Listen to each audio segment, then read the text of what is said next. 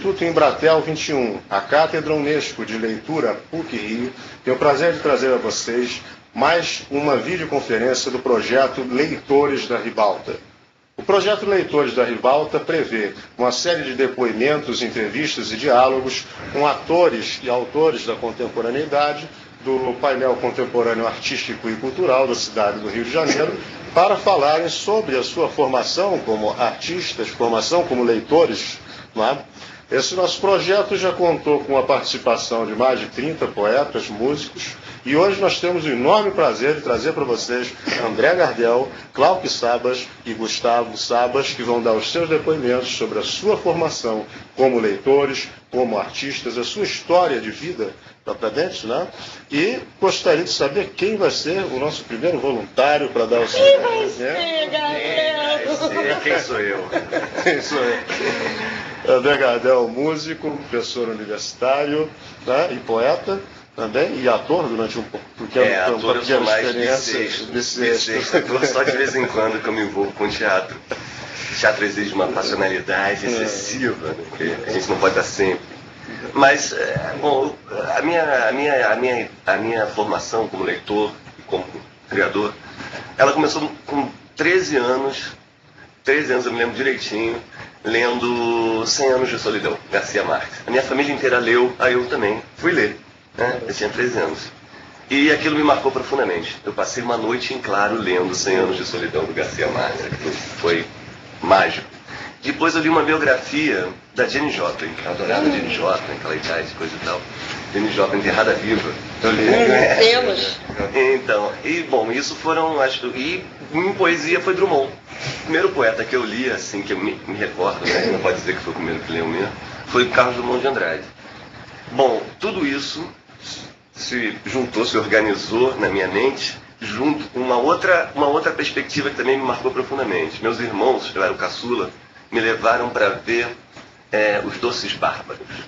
Os Doces Bárbaros no Canecão. Eu era roqueiro, gostava de Who, Led Zeppelin, coisa e tal, e de repente eu vi na minha frente aquela coisa exuberante, Bethânia, Gil, Caetano, Egal, e aí eu fiquei profundamente apaixonado pela música popular brasileira. E aí não teve jeito. Então começou a junção desse lado literário, música popular brasileira, e por outro lado tinha uma outra vertente que se abria, que é o Hermano Viana, antropólogo Hermano Viana, irmão do Herbert, era muito meu amigo, ele me levava para ver peça de teatro. Aí eu vi a Marilena Ansaldi fazendo um espetáculo de dança em cima da obra da Clarice Lispector. Tudo isso lá para os anos 80, coisa e tal. E isso foi fundamentando, foi estruturando a minha formação, né? De leitor, de receptor de cultura, de arte. Quando eu cheguei lá para os 20 anos, eu já arranhava um pouquinho o violão, pegava, mas nunca estudei sistematicamente. Eu falei assim, o que eu quero da minha vida?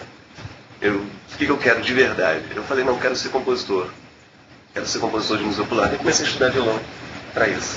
Fui morar em São Paulo. São Paulo é um lugar bom para você ficar trancado em casa estudando. Fui para São Paulo, estudei bastante. Aí eu tive contato com todos os clássicos, foi o momento da minha vida que eu tive contato. Terminei lá a PUC-Rio.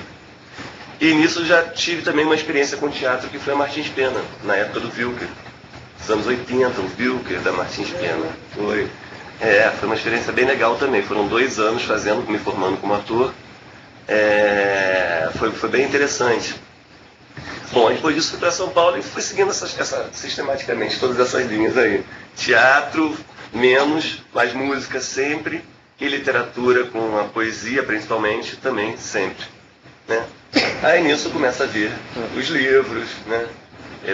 O primeiro livro que eu lanço foi um livro... Não, eu lancei um livro de poesia com 17 anos, chamado Metapoema.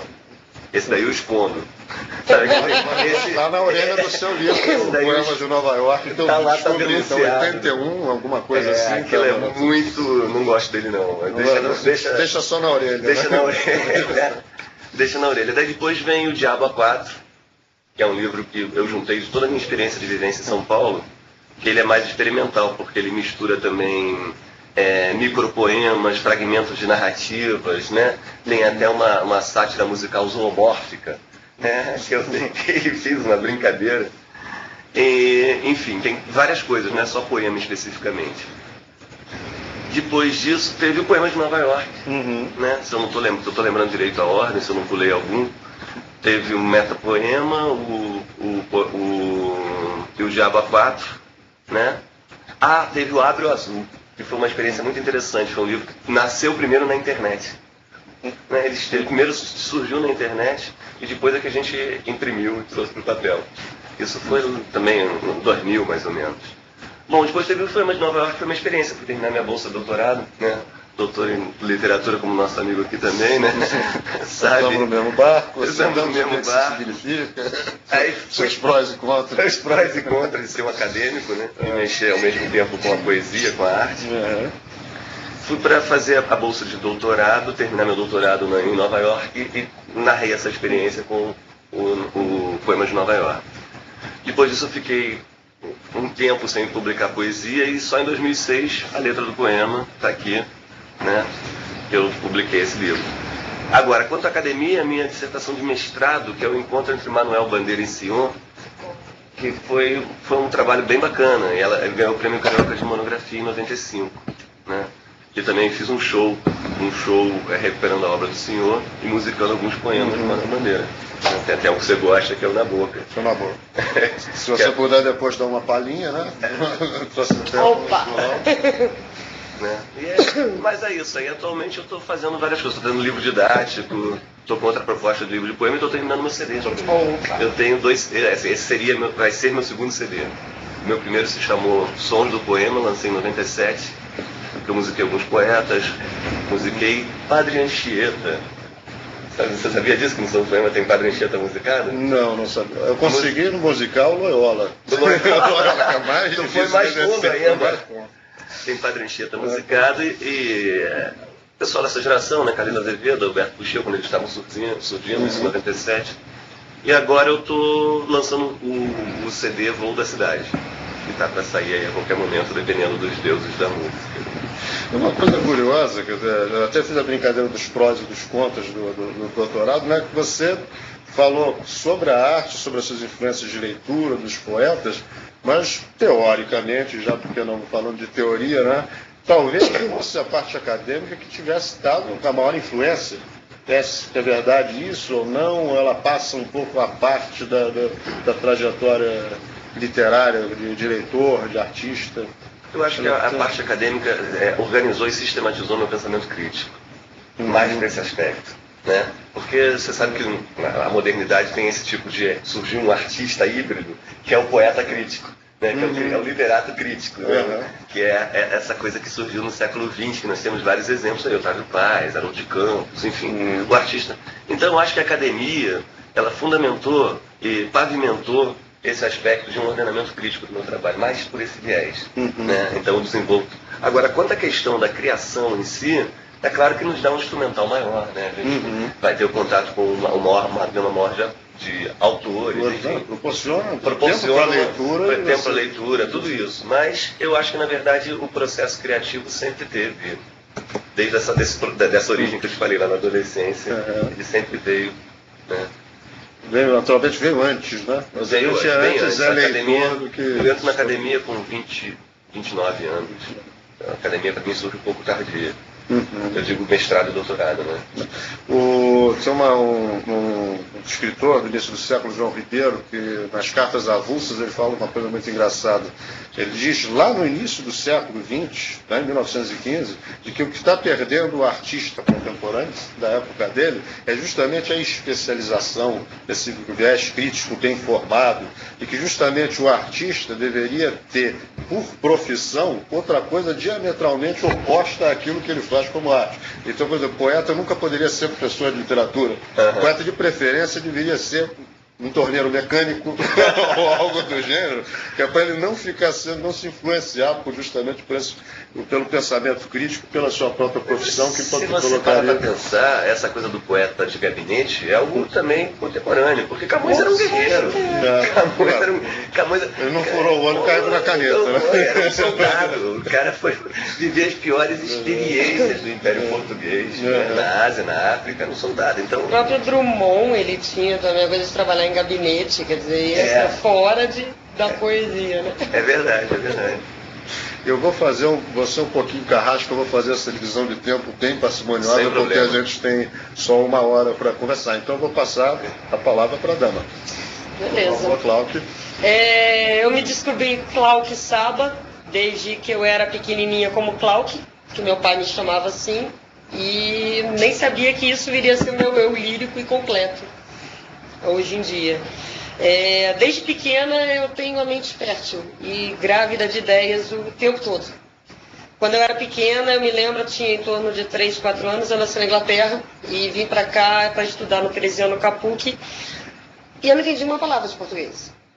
E aí eu ficava ouvindo as pessoas e eu descobri que o universo da cabeça, da imaginação, é um universo lindo.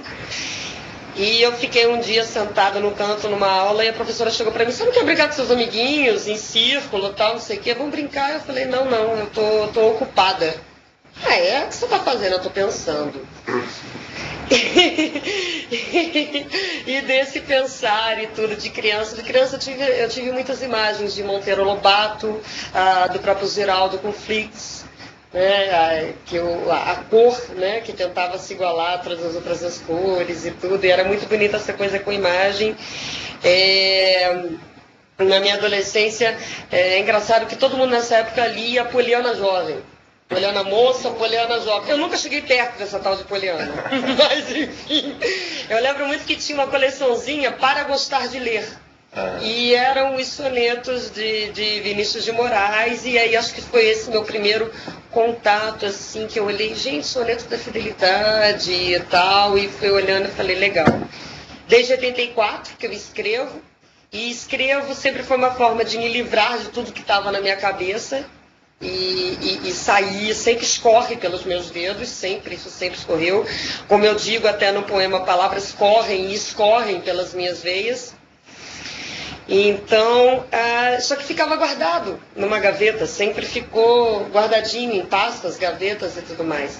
Me formei em publicidade, fiz pós-graduação de marketing e entrei para o marketing promocional, bastidores, e produzi festival de blues, rock and roll. Nisso eu já era totalmente apaixonada pela música e acabei me apaixonando por um músico, e eu trabalhava na produção do Miller Time and Blues e ele tocava na banda. Tá bom, foi no primeiro dia, primeiro contato. E quando chegou o Saba, ou seja, quando rolou um rock no meio do meu caminho, foi a hora que a poesia e a música começaram a se encontrar. A gente começou como banda de blues e rock and roll e sempre com inserção de poemas. Então foi por aí o contato da poesia em pé, da poesia cantada, falada, dançada. Foi nesse momento que a gente viu que a palavra podia ficar em pé e que ela tinha uma maravilha. Aí quando eu abri a gaveta, aí ninguém segurou mais.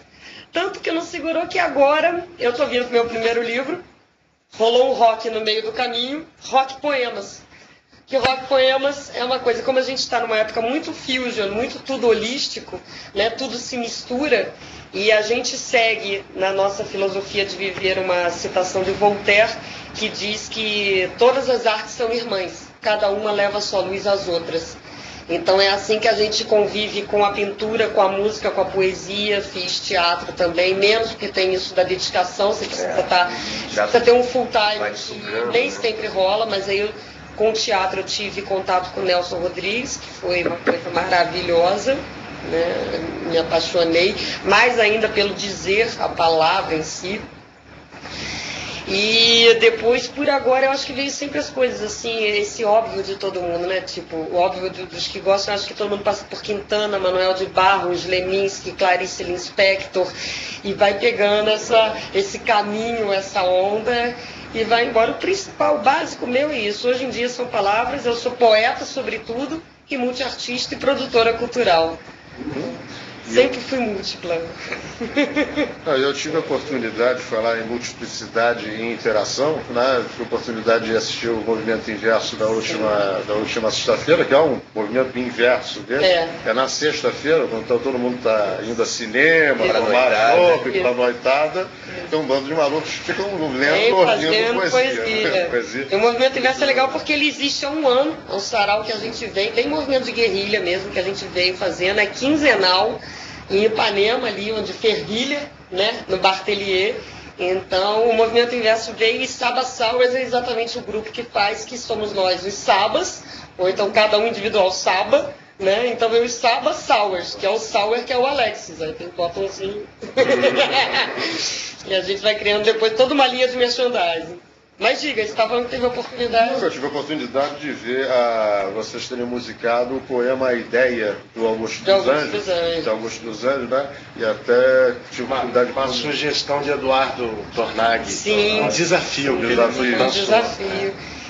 Ele nos colocou no dia, no sarau dele, e o homenageado, o muso, poeta, era Augusto dos Anjos. E eu tinha separado essa ideia há muito tempo no meu computador, que eu falei assim, gostei disso. Esbarra no molambo da língua paralítica, gente, a ideia nascendo, de onde ela vem.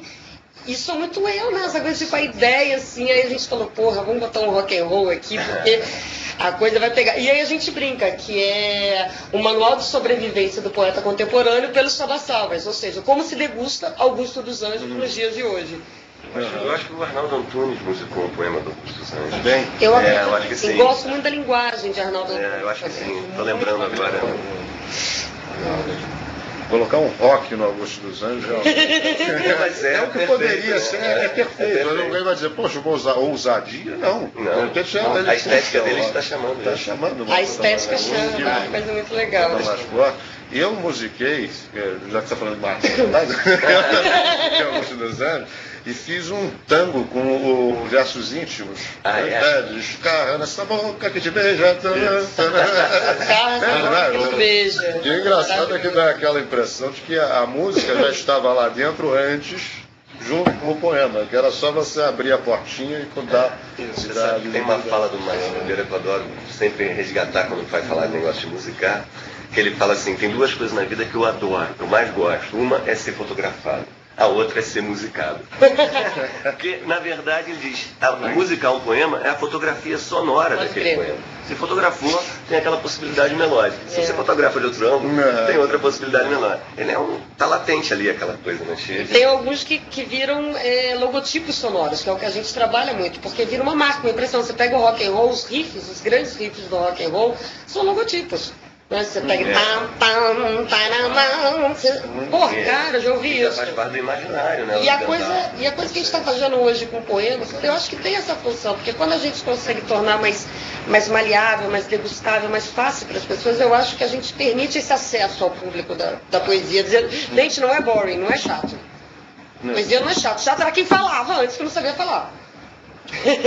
Eu acho que já teve muita gente que não sabe falar. E aí, beleza. E também saber ler. Mas aí é um processo, né? Acho que de saber ler a pessoa tem que se encantar. E pra mim, nada como a música para fazer esse veículo. A música e o corpo, né? Vocês têm muito da performance. E a gente trouxe do teatro e da dança. O Alex Sauer, que é o poeta que faz com a gente, o trio, né? Que não pôde vir hoje. Teve uma iniciação artística através da dança. Ele, a irmã dele, o grupo Nós da Dança, a dançarina também. A Regina Sauer. Eles fazem umas apresentações.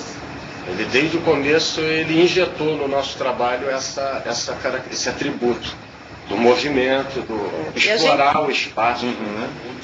E a gente sempre se mete umas coreografias, né? Se mete umas coreografias. E tem um tema no Movimento Inverso que eu acho que foi muito legal quando a gente estava fazendo o trabalho. Primeiro é o seguinte, é um movimento, não é só um evento, né? E a coisa de chamar um inverso, tinha muita coisa assim, ser inverso e brincar com a coisa de o inverso dessa maré de só a indústria do entretenimento. A gente conseguir brincar com tudo isso. E Raul Seixas diz uma coisa ótima, né? Que ele diz assim, tem que acontecer alguma coisa, meu bem, parado aqui não dá para ficar. Então a gente usa isso como mote do Movimento Inverso e do nosso trabalho. E é um movimento real, de verdade. Vocês conseguem congregar poetas de todos trupes e tropas. Trupes e tropas. Tribos, trupes e tropas. Uma coisa curiosa, você falou sobre a tia perguntou para você, né? O que você está fazendo? Estou ocupada, estou pensando. Né? E você comentou parece que alhos com bugalhos, mas não. E você comentou, São Paulo é um bom lugar para você ficar dentro de casa e trabalhar. Eu acho que você tem esse momento toca, né? É, o momento toca. Tem... Bem, se eu perguntar, inclusive, óbvio que depois o Gustavo também vai falar, vai ter o seu momento nem tão solitário assim. Nem tão toca, que é ao vivo. Porque é ao vivo, também prometeu. Uma toca ao vivo. Uma toca exposta. Uma toca, nossa, não! Ah! Descobriram a toca do... Como é que funciona isso contigo do momento de recolhimento e da hora de você expor o seu trabalho? Houve momentos mais de leitura e momentos mais de produção? Você consegue detectar isso na tua trajetória? Perfeitamente, assim como os ciclos da lua, como as marés e como o urso sabe a hora de hibernar, o poeta tem a hora de se recolher e a hora de se expor. Entendeu? Porque o palco, a princípio, você está no palco, é o quê? Você está exposto, você está mais alto, você está exposto, você tem luz, você está em exposição. E não é sempre que o artista, pelo menos essa é a minha opinião, quer ficar em exposição. Eu tenho meus buracos, meus úteros, meus momentos que eu quero ficar no escuro, muito quietinha. A palavra é que não deixa.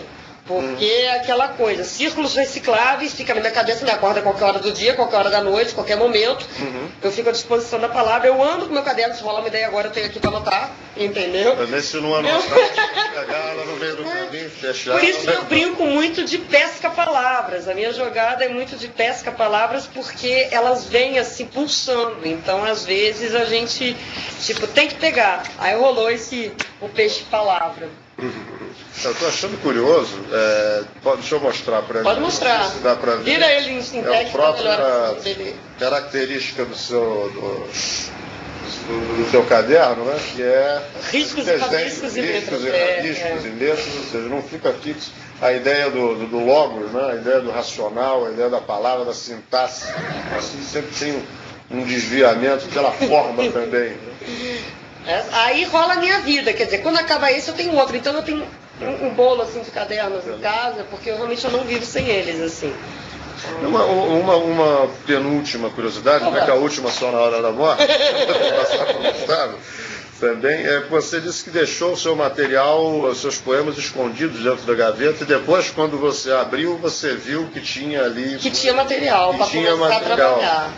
Você acha que já estava ali naquele material que você tinha desenvolvido antes, essa oralidade, esse desenvolvimento do corpo, já estava contido ali naquelas palavras, naquela forma que você tinha escrito? Ou isso foi uma coisa que você veio depois com o teu repertório? É uma excelente pergunta, porque assim, eu nunca tinha pensado nisso. Para você levar para a toca. Eu nunca tinha pensado nisso. Não, eu acho que eu tenho a resposta agora, ela vem muito clara na minha cabeça, inclusive. Quando eu li os meus poemas, que eu estava começando a namorar com ele, isso faz 7 anos, uma vez ele chegou para mim, ok, é tudo muito lindo, mas o que você vai fazer com isso? Aí isso foi um start. Eu falei, caramba, como assim, o que eu vou fazer? Volta pra gaveta. Aí eu falei assim, como assim, o que eu vou fazer com isso? O que eu vou fazer com as palavras que eu desabafei, que são minhas? Então era muito na base do desabafo. Mas pensando agora em tudo o que me aconteceu na trajetória da vida, quando a gente um dia estava, ele dedilhando uma guitarra em casa, e a gente pegou, para mim foi ali onde que tudo começou de poema, um jornalzinho literário, um suplemento literário chamado Marés, faz séculos, faz muito tempo. E eu abri e li, eu não sei se era Garcia Lorca, né? Alguma coisa sobre o Marte, ela uma matéria também, o Afonso Romano Santana, falando as coisas, e comecei a ler em cima da música. Eu falei, opa, dá para cavalgar. Né? Dá para ir em cima, que legal. E aí eu peguei a minha pasta, imediatamente peguei uma primeira pasta de poemas e tinha ali Aranha, que é um poema meu curto, que eu adoro, e que Aranha já começa a vir todo o movimento. Então por isso que você falou, será que o movimento já estava intrínseco ali dentro? Eu acho que sim, porque na hora que eu botei o poema de pé, ele veio com o movimento. Anoitece e amanhã desce, tarduzindo, a aranha tece, enquanto desce pela sua teia. Volta e meia de cedo, o bicho sai do seu nicho para ver o que acontece. E o que acontece? Anoitece e amanhã é outro dia. Então, nisso já veio, os movimentos já quiseram, as palavras quiseram vir dançando, e aracnídeas vieram. As palavras têm movimento no texto e insuflam movimentos no próprio corpo, né? Sem dúvida. E a gente tem uma postura, não sei se é do colégio, né, de educação, de que os movimentos só podem vir na imagem da sua própria leitura. E quando, na verdade, a palavra pede movimento, pede emoção, ela pede coração, ela pede Porque coração. está inserida na vida, né? Ele fala um negócio que eu acho muito legal, porque ele dá aula de violão e aula de pintura, e ele diz para os alunos dele assim, ó, enquanto você estiver pensando, enquanto estiver aqui no universo, só aqui, não estiver vindo daqui para cá, você vai ainda ter dificuldade. Quando virar orgânico. Então, eu acho que é isso, acontece muito. Você botou no papel ali a coisa, e já vem daqui, né? E daqui ela vai e te responde, e você responde e fica um feedback. Eu acho que a arte tem muito isso, esse encantamento. Eu brinco que gosto de poemas que me sorriem os olhos. São como borboletas aparando mini icebergs em meu ventre. Então é aquele friozinho que a gente sente quando a gente lê alguma coisa muito boa ou ouve uma música linda e fala, isso é bom, né? Vou passar agora, vou ser um carrasco, vou passar para o Gustavo. Não é carrasco. Estamos todos trabalhando aí, eu ia falar a parte musical, a parte do movimento e a parte da imagem, mas eu acho que todos nós... Todo mundo trabalha com tudo, trabalha é legal. Somos muito complexos, né? Então, em todos nós há tudo disso, né? De uma forma conjuminada. E a gente escolhe algumas formas de expressão para a gente se concentrar, né? A loucura tem que sair por algum lugar. Pela arte é o melhor deles. Gustavo, você tem a palavra, as palavras, todas elas. Eu posso lhe dizer com segurança de que a minha iniciação na arte foi através da imagem, do desenho, da época em que meu pai, para poder estudar sossegado, me dava uma folhinha de papel, um lápis e me largava no chão. Eu ali passava horas naquele processo. Só o interrompia quando era para apontar o lápis ou mais papel.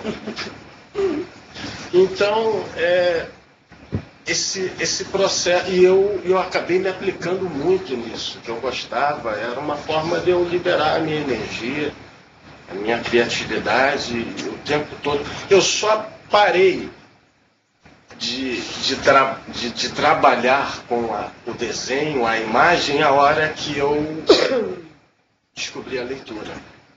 E aconteceu a leitura. E foi uma iniciação, a minha iniciação à leitura veio através de meu pai também, que eu ainda aos meus 4, 5 anos de idade, eu me lembro que ele me disse, filho, quem não lê, mal ouve, mal fala e mal vê. Então, eu cresci com aquilo e criei uma amizade, uma afinidade muito grande com a leitura. Devido ao meu espírito místico e um tanto filosófico, eu sempre me interessei pela leitura, aquelas que me traziam informações, aperfeiçoamento, seja na minha arte ou na minha própria pessoa, né? Então, eu sempre fui eclético na leitura, sempre li de tudo. Eu só até hoje nunca tive o ímpeto de me aprofundar naquilo que me despertava interesse. Eu passei um tempo estudando a música, que veio logo depois, aos 7 anos de idade, 8. Estudei música efetivamente até os 12, e daí por diante fiquei me mantendo, né, perseverando, através da técnica, do tocar, do pesquisar, né, do explorar as possibilidades daquilo que eu já havia aprendido.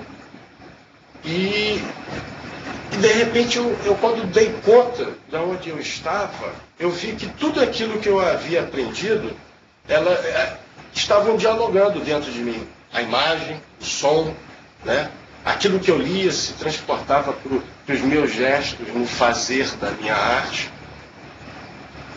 Até hoje eu tenho esse procedimento de expressar no meu trabalho aquilo que eu leio, né? Atualmente eu tenho lido uma abordagem do Apocalipse segundo Jung. E é uma leitura muito simbólica. Para mim está sendo extraordinário o contato dessa... Porque tem muito símbolo envolvido naquilo.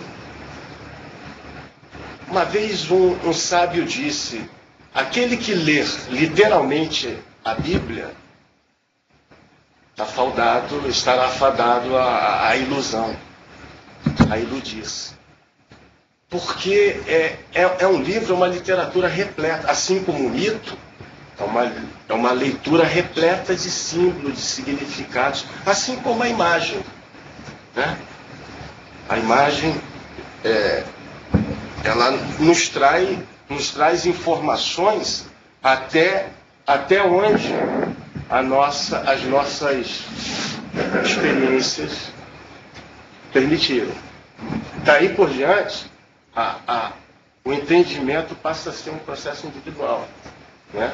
O símbolo entra na sua compreensão através da sua bagagem de experiências, da sua vida, aquilo que a gente vem armazenando. Atualmente, eu venho trabalhando com a natureza humana, que é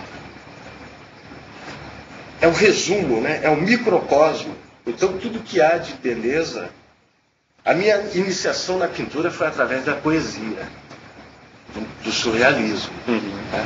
O surrealismo foi um movimento que aconteceu através dos poetas, e que aí sim os pintores trouxeram à sua arte métodos e técnicas criadas pelos poetas. Né? Na década de 1924, se não me engano. Quando foi o manifesto André Breton escreveu em 24. Então, e o surrealismo, ele permeia o meu trabalho e o nosso trabalho no Sabassauer, né? Uma vez que é uma forma que a gente busca de reorganizar a realidade.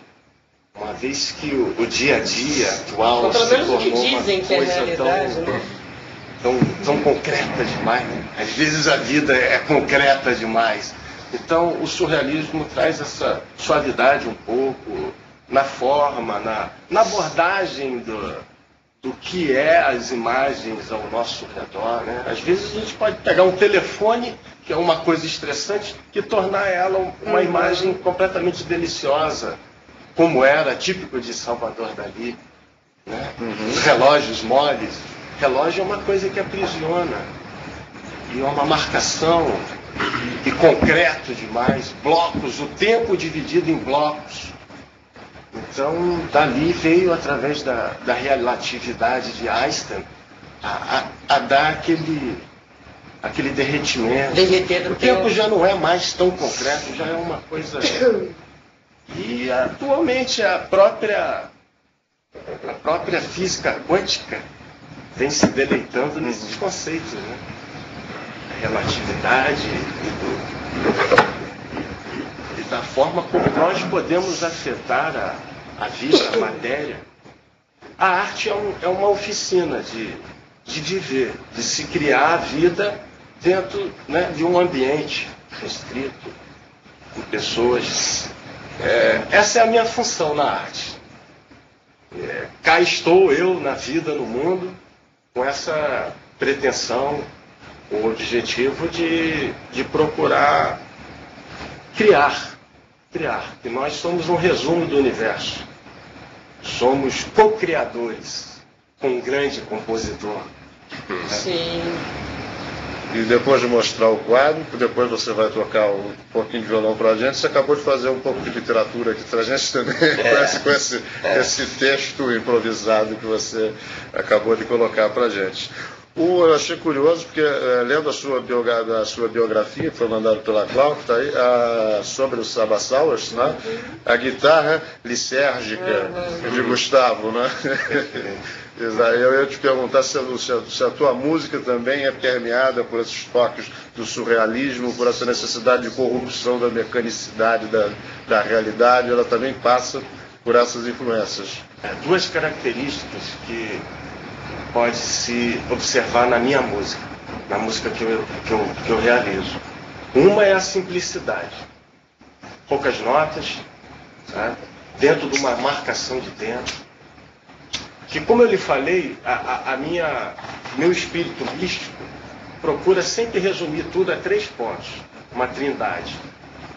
Então, na música, essa trindade se vê ritmo, melodia e harmonia. Na pintura, é a técnica, a composição e o conceito. Né? Então, na música que eu realizo, eu foco primordialmente balanço. Ou seja, a música dele é perfeita pra gente encaixar qualquer poema, né? E cavalgando em cima. Porque tem ritmo, harmonia, melodia, que vai você permitir pega... a poesia, a sua performance. Isso é... E de uma forma resumida, porque você tocar no nosso evento, no Movimento Inverso, a gente são de 4 a 5 horas por noite de improvisação. Então eu tenho que ser resumido, assim mesmo, porque a minha guitarra não pode falar tanto quanto o poeta. Ela tem que ser, eu tenho que sintetizar ela para que o artista, o poeta, possa se sobressair e fazer como solo os seus versos. Então, na verdade, são solos poéticos com a base musical. Então, a minha música ela vem daí, dessa necessidade de simplicidade e de movimento. E eu percebo que a minha pintura também está permeada disso, uma vez que os próprios surrealistas criaram o automatismo psíquico. O jogar a tinta na superfície e ver o resultado. E a partir daquilo, a gente ir criando formas que traga aquela mancha de tinta o mais próximo possível da objetividade. Que é um procedimento também usado na composição literária. Né? E é um cadáver delicado. Mas é daí que veio, como eu disse, o automatismo que é usado no surrealismo, na pintura, é o mesmo que é usado na composição. Né? Porque você captar a linguagem direta do inconsciente. Né? O Pink Floyd fazia muito isso, né? Diz que ele entrava em estúdio e ficava 3 horas em mim. E um dos livros do Kerouac, eu não me lembro qual que foi, eu acho que não sei se é Subterrâneos. O Kerouac, ele pegou e juntou vários papéis de computador, aqueles que ficavam grudados no outro, que não tem mais hoje. Putz, assim, matricial. É matricial. Aí, a minha monografia foi em matricial. Assim, ficou 2 dias ou 3 dias direto. Escrita automática. A ideia do automatismo psíquico de escrita automática. Primeira coisa que vinha à cabeça. Independente de repressão gramatical, qualquer coisa que seja. A Clarice Lispector fez Água Viva, né? Que na música não sei. Exige uma estrutura mais... é um pouco mais rígida, né? Na música... Sim, mas é uma mecânica de você não tem como passar 4 horas numa noite, 5 horas numa noite, sobre licença poética na música. E notas e notas... Né? Não, tem que ter uma estrutura técnico, uma cama, né? Para que acaba até poluindo né? A expressão artística, enquanto que acredito que isso também se aplica à pintura. Atualmente a arte contemporânea tem muito disso. Vive-se muito de licença poética na pintura contemporânea. Né? Não, primeiro vamos fazer o básico. Faça-se o básico. Fez o básico, aquilo que é... Aí a gente começa a quebrar. Então a própria frase do próprio Salvador Dalí, né? Comece pintando como os grandes mestres, depois crie o seu estilo próprio. O próprio Picasso era um excelente desenhista, depois é que ele quebrava. Não existe escola mais genial que essa.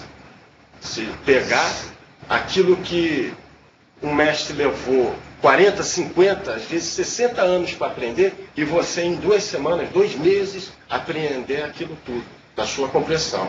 Aí a partir daquilo, você começa a praticar. Então, e isso é muito generoso, porque a criatura levou 40 anos e você em 20. Às vezes numa leitura você desenvolve aquele conhecimento todo. Né? Talvez seja esse o aspecto a característica fundamental da arte, seja a generosidade, né? Generosidade, você. Tá ali a mostra para pegar. Esses dias eu conversando com a Claudinha, eu falei, meu amor, preciso livrar-me. Sabe? Eu não pintar para mim, para ficar na minha casa, não só se eu pintar para mim. Se eu pintar alguma coisa que signifique, represente a minha pessoa, Feito a pra nossa você, pessoa, mas... então aí sim ela... Mas quando não, a minha arte é para o mundo. Eu quero que ela ganhe o mundo, sabe? Que ela emocione as pessoas, né? Tanto quanto a minha. Tem o poema que eu acho que é do Antônio Cícero, que é Guardar, não é? Guardar. Por que a gente publica? Porque a gente guarda, que na verdade guardar no olhar dos outros, guarda, mira, né? E ao mesmo tempo guardar dentro do coração das pessoas. Por isso se divulga, por isso. Bem legal. Uma coisa, e óbvio, a minha ideia inicial de roteirizar desse roteiro era fazer conversas e depoimentos pontuais e depois promover a integração. Graças a Deus isso A integração aconteceu. A integração, o diálogo. Desde o princípio. O diálogo pautado, bem pensado, bem consciente, né? Como ele falou da guitarra, você não pode se sobrepor à voz do poeta, a guitarra tem aquela voz em que acontecem solos poéticos, né? O diálogo é necessário. Uma coisa muito interessante e importante que eu verifiquei em vocês e em mim também é uma tranquilidade, uma certeza em relação a 2 pontos. A integração da arte e em relação à arte em si. Né? Mas eu acho que vocês são muito tranquilos, muito certos em relação à arte que vocês escolheram e que escolheu vocês. Né? Então não há aquela agonia, meu Deus, a arte, o que será de mim, questão de talento, será se me dá dinheiro, não. Não tem como escapatória. Essa artista não tem jeito, ele tira um prazer extraordinário disso. Como é que vocês veem isso na realidade atual, na contemporaneidade? Ou seja, o que será dessa arte que se faz, que nós fazemos, seja através da poesia, seja através de uma sociedade de consumo, de cultura de massa, de flips e não de flaps. Você pode depois falar um pouco sobre isso. O que será de nós? O movimento inverso, justamente, você utilizou a expressão resistência, né? Um movimento tem uma coisa guerrilha, uma de coisa guerrilha, de resistência. Eu não sei. Pode. Eu acho que Não sei, olhando para mim, olhando para todo mundo, é que nem foto, vou falar, modelo que tem. Eu me senti eu acho que a gente... para falar sobre. A gente tem uma coisa de... uma espécie de bolha de energia, de egrégora, que eu acho que vai impermeabilizando esse mundo da arte. As pessoas que vão sendo contaminadas por ele, de alguma forma vão envolvendo isso e vão ampliando o círculo de relações. Eu vejo várias coisas acontecendo assim, por exemplo, as coisas que falam do próprio inconsciente coletivo. Quando você vê, mais uma pessoa está fazendo isso, mais uma pessoa já fez há muito tempo. Mas, na verdade, a gente não quer fazer nada inédito. Vamos fazer escasso. Entendeu? Então vamos fazer aquilo que tem, mas vamos fazer o bom, que vai cada um fazendo a sua língua. Então, por exemplo, a gente tem movimentos de guerrilha de rua, né? Como o Alex Topini fazendo o filé de peixe, os ratos diversos. Então eu acho que a união é muito melhor do que segmentar. Acho que nada adianta ficar grupos separados. E a gente consegue trazer, eu adoro quando assim o público não é só de poetas. Quando chega aquela pessoa assim, não, mas eu não sou poeta. Eu falei, ótimo. Tem vários livros ali na estante, pode pegar qualquer um, quer falar um poema, quer ficar sentada, quer tomar um porre, quer fazer o que quiser. Eu acho que tem pessoa, pode ter essa verdade. Eu acho que isso impregna, esse boca a boca, a arte impregna. Não é que você estava falando assim, o que você acha da gente? E a coisa do holístico eu acho que vai abraçando mais todos. E eu acho que fica mais fácil, por exemplo, você contar uma história em poema ou em música. A gente não fazia musiquinha para decorar a tabela periódica e etc. Eu acho que rola, né? Você pega rimas, né? Tem Palmeiras, onde canta Sabiá, seno A com seno B, seno B com seno A. Tá vendo? Eu tinha os 7 porquinhos, Bela Margarida casou com o Senhor Barata, e por aí vai, né? Eu acho que a questão, você fez uma pergunta que é muito interessante, que é a questão de que movimentação que a arte vai ter hoje em dia, né? Quais os caminhos que ela vai estar em. Eu acho que isso pediria, assim, de imediato, aí vem o acadêmico, né? Pediria o acadêmico... Uma reflexão crítica. Não tem jeito, porque acho que a gente está vivendo um momento muito, muito específico de rearranjo, de reordenamento do que vem a ser arte, do que é arte, de que maneira essa arte dialoga com a sociedade, de que maneira ela é recebida. Então acho que a gente está vivendo um momento muito interessante e, ao mesmo tempo, atemorizante. Interessante porque vamos pensar isso, quer dizer, a explosão das vanguardas é fruto de uma ideia kantiana da autonomia do estético. Enquanto o estético estava preso lá, religião, política, não sei, anteriormente, antes da modernidade, ele tinha uma função bem clara e delimitada na sociedade. Estava tudo muito certinho, né? Tinha uma função bem clara. A partir do momento que tem a quebra, o Kant fala assim, a arte é uma finalidade sem fim, para usar o Antônio Cícero que está falando aí. O que é a função? Finalidade sem fim.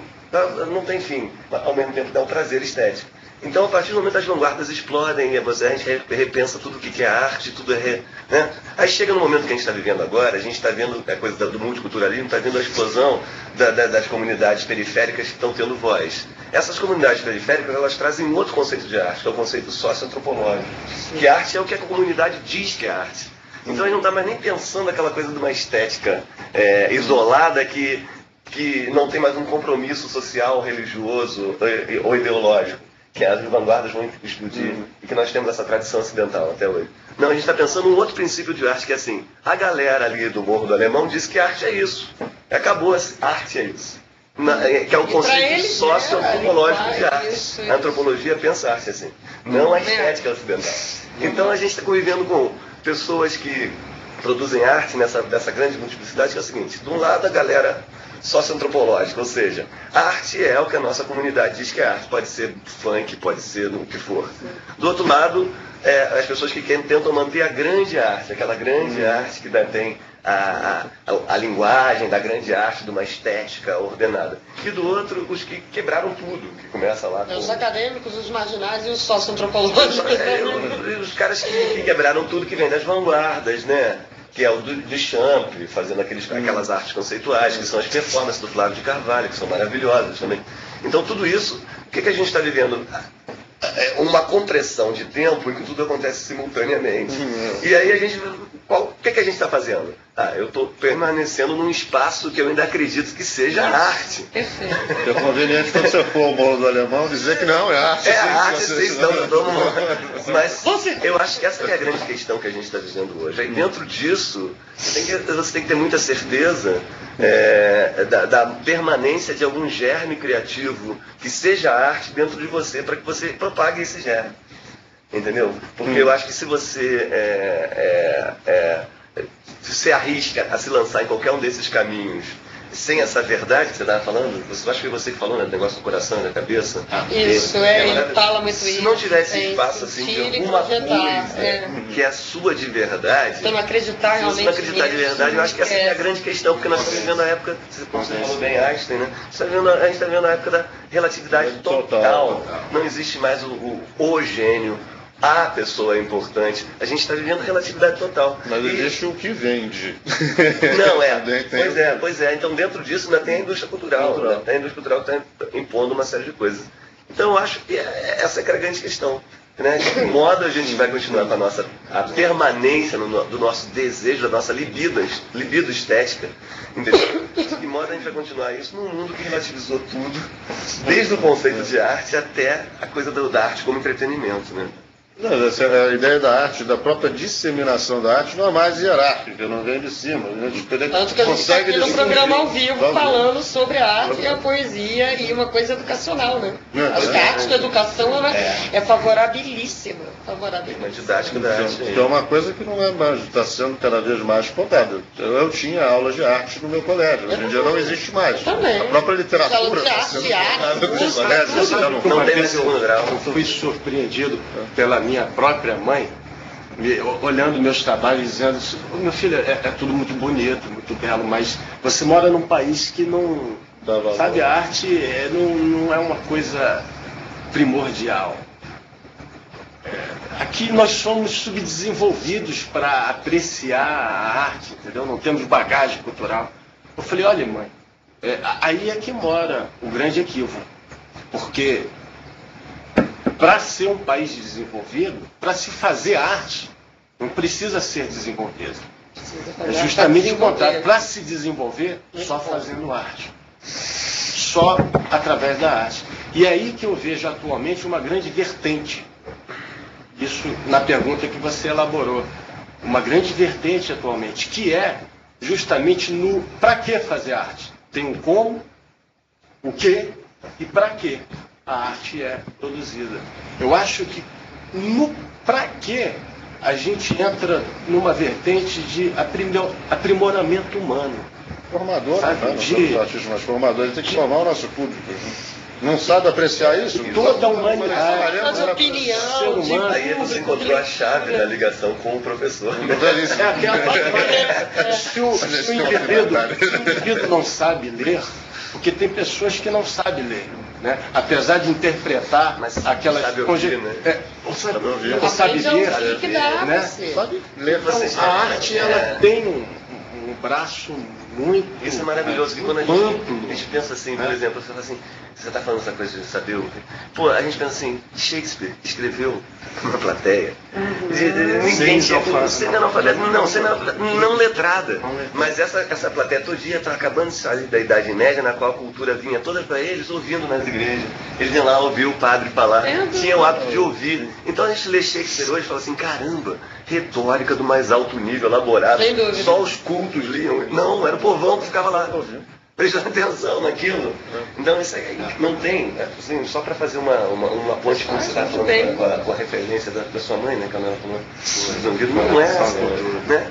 Eu tenho um aluno que é do Nós do Morro, eu sou professor da Escola de Teatro também da Universidade, do aula de literatura e de teatro. Ele é do Nós do Morro e ele é um aluno assim de uma sensibilidade, de uma rapidez de raciocínio para o pouquíssimo de informação cultural que ele tem. Então, quando eu estou dando aula assim, sobre Shakespeare ou sobre Molière, ele fica lá quietinho.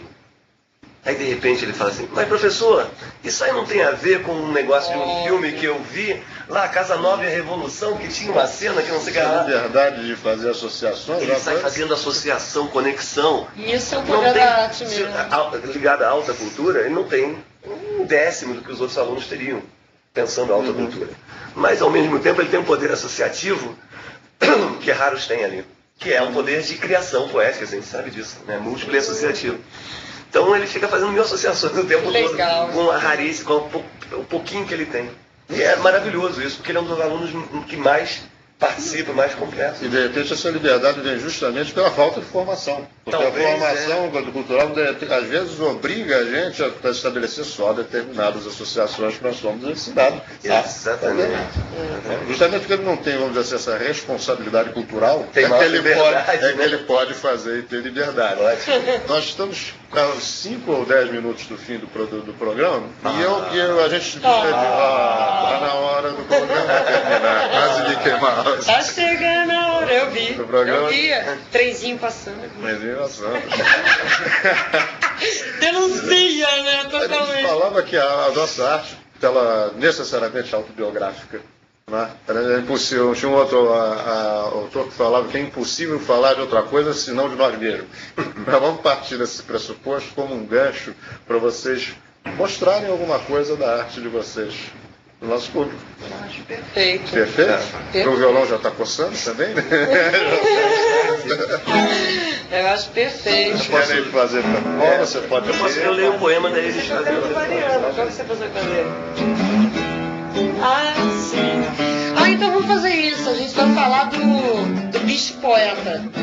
Bicho poeta. Poema é coisa que se faz, que se nasce, que se jaz nas páginas virtuais da nossa imaginação. Poema é coisa que se inspira, que se espelhe, que se põe em palavras, versos, encaixes diversos.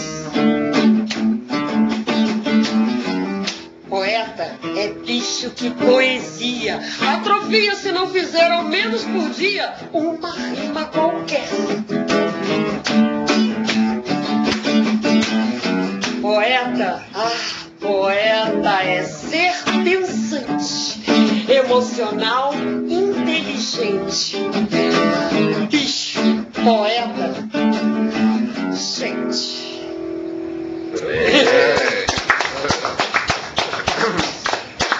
Eu vou ler um poema. Vamos fazer o... Eles já fizeram a parte musical. Eu vou ler um poema. É um poema que fala sobre o tempo, já que você falou essa questão do biografema, né, na produção. Então vamos falar sobre a simultaneidade dos tempos, né? Dos tempos e das artes. E é um poema que é realmente exatamente isso, é uma reflexão sobre a vida, né? O nosso tempo interno. Tragado por camadas do passado, visitei em sonhos espaços vividos e estranhos lugares inventados, que se misturaram num só sentido, logo perdido, assim que achado. Ao acordar, não distinguindo mais o que vivera do que inventara, fiquei imóvel olhando para trás, entre a bijuteria e a joia rara, sabendo-as no fundo tão iguais. O que na verdade estava em jogo era o rumo tomado pela vida. Nos últimos anos, o eterno fogo do presente queimara a foto antiga, apagando tanto o rei quanto o lobo. Foi como se o passado gritasse do fundo do poço pedindo luz, para não ser só uma marca na face, mas parte da vida como os azuis, e no céu de verão se conservasse. O que esse impasse me pedia agora? Mais sabedoria? Serenidade? Que no poente eu lembrasse da aurora? Na leveza do peso da idade? Da história acumulada numa hora? Levantei. E pensando nisso tudo, abri a janela. Que dia lindo! A claridade beijava o mundo, a paisagem alongava-se sentindo. O tempo, meu tempo, respirei fundo. E a claridade beijava o mundo, uma coisa linda, né? Que bacana. Chamou a atenção a imagem do passado gritava socorro do fundo do poço, não? É, Como é que exatamente era? Isso aqui Foi como se o passado gritasse do fundo do poço pedindo luz, para não ser só uma marca na face, mas parte da vida como os azuis e no céu de verão se conservasse. De certa forma, o que a gente faz aqui hoje, nessa entrevista, é dar um socorro ao nosso passado, né? Para que a gente possa elaborar aquelas... para usar da imagem. Tem um autobiográfico que ele me traduz muito, que chama Quando Escrevo. Não me prendo, não me privo. Quando escrevo, eu me livro. Deus me livre, eu sou poeta. É um apelo. Eu me livro bom, né? Eu me realizo como livro e eu me livro. Isso, eu me livro. E Deus me livre é muito isso. Me faça livro, me prende, sabe? Muito mais. E me livre. Prende e solta o tempo todo. Prende e solta. É um prende e solta. Tinha um poeminha meu que terminava lá no final dizendo: há de ser poeta ou há de ser poeta? Que há de ser. Muito realmente bom. O Deus me livre é um inferno. E uma coisa interessante, você falou da música, de azeitar, né, de permitir. A música dá ao poema, eu percebi isso claramente agora, tempo para ele ecoar. Tempo para ele ecoar. Porque as palavras, elas sempre estão para puxar a palavra seguinte, a puxar o raciocínio, e às vezes a coisa não tem tempo da imagem bater no coração e você. Nas suas pausas e na interpretação, enquanto você estiver fazendo o diálogo aqui com a música, com o ouvido, aquela palavra dá tempo dela chegar ao teu coração, ficar ressoar. Você fica preenchido, né? Eu acho que a música ela vem e preenche os espaços e os silêncios ficam presentes na a palavra, tempo, silêncio. Eu até me atrevo a legal. dizer que é isso que distingue a música da literatura, a poesia da literatura. A própria poesia possui a sua sílaba poética. Sim. E é isso que traz ela próximo a que encaixa música, ela, né? Que é cada qual dança em cima de um tempo. Associou o tempo, você conjuga nas duas. Ferreira Goulart, uma vez eu vi uma palestra dele e ele falou uma frase que eu achei linda, que ele diz o seguinte: a verdade da poesia não é a que se comprova, é a que se comove. Isso para mim é assim. É um outro canal de circulação. Eu acho. E eu costumo ter os olhos preparados para a poesia, para olhar o dia com poesia, assim, principalmente. Você no poema que você recitou junto com o violão, você derreteu a sintaxe quando você disse que o poeta é um homem que poesia. Poesia, né? Diz que poesia, você já derreteu. É isso, já adoro. É bicho que poesia. Porque tem assim, tu poieses, eu poesio. Vocês querem fazer mais? Enquanto não toca assim dentro do recreio, né? Dizendo que terminou o programa, quer vocês querem fazer fazer um aí? Manda aí. Eu não sei que puxa aí no violão. Vocês não fizeram, se eu não me engano, o da Aranha? Vocês fizeram também musicado lá? Ou Não, fizemos algum dia, mas não sou eu que faço a Aranha, mas eu não, ele faz o outro Aranha, foi isso. Foi a Aranha de Walt Whitman. A gente adora a Aranha. Exatamente. Inclusive as aranhas adoram ele também, que estão sempre lá no ateliê. Elas adoram óleo, então a aranha a gente convive com Tem um ela. poema do Porto Santo pequenininho, que é assim: que belas aranhas, tão lindas, tão ternas, pois caem do teto e não quebram as pernas. Corpo Santo. Eu acho fofo. Lenice Acha bonitinho a aranha cair do teto. Olha, o amigo meu, Paulo Baula, que ganhou o prêmio Miriam Muniz há pouco tempo, ele apresentou um espetáculo, um monólogo do Corpo Santo ali no Sesc de Copacabana, e justamente tem essa parte musicada, que que não quebra as pernas. Eu estou recebendo aqui uma informação de que o nosso tempo... Poxa, a gente já estava pensando como rechear mais, tá ótimo. Chegamos muito bem. Mas com certeza... Rolou um rock no meio do caminho. Vai ter outras possibilidades, eu vou trazer vocês de novo aqui para a gente fazer Será um mais prazer. coisas. E complementar, e depois trazer para complementar de novo, complementar quantas vezes vocês quiserem vir aqui, sejam meus convidados, você pode encontrar. Gostaria de agradecer a audiência de vocês. Essa é mais uma etapa do projeto Leitores da Ribalta, Instituto Embratel 21, coordenação de cursos de ensino à distância e decanato do CTCH da PUC Rio e Cátedra Unesco de Leitura PUC Rio. Muito obrigado pela audição de vocês. Fala bonito, né? Muito obrigado.